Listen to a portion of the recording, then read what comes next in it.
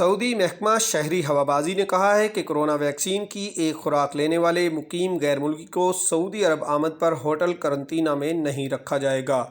اور نہ ہی اسے آمد پر PCR کا پابند بنایا جائے گا۔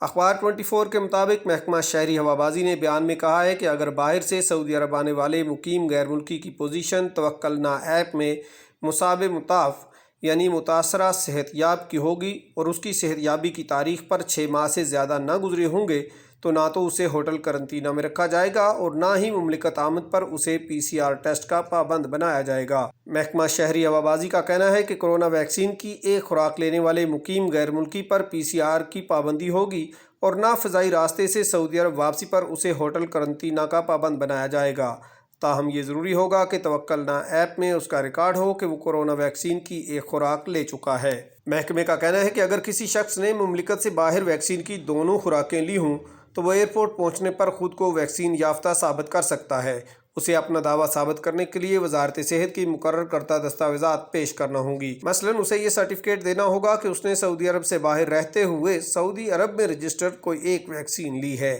ایسا کرنے پر اسے ہوٹل قرنطینہ سے استثناء دیا جائے گا۔ یاد رہے کہ محکمہ شہری ہوابازی کے مطابق المحسن ویکسین یافتہ وہ سعودی شہری یا مقیم غیر ملکی ہے جس کی پوزیشن توکلنا ایپ میں محسن نظر آ رہی ہو، اس نے کورونا ویکسین کی دونوں خوراکیں لے لی ہوں یا پہلی خوراک پر 14 دن گزر چکے ہوں یا وہ کورونا وائرس سے صحت یاب ہو گیا ہو اور صحت یابی پر 6 ماہ سے زیادہ نہ گزرے ہوں۔ جہاں تک غیر ملکی اور غیر مقیم کا تعلق ہے تو ویکسین یافتہ وہی مانا جائے گا جس نے مملکت میں رجسٹرڈ کسی ویکسین کی تمام خوراکیں لے لی ہوں اور اس کے پاس اس کا ثبوت ہو۔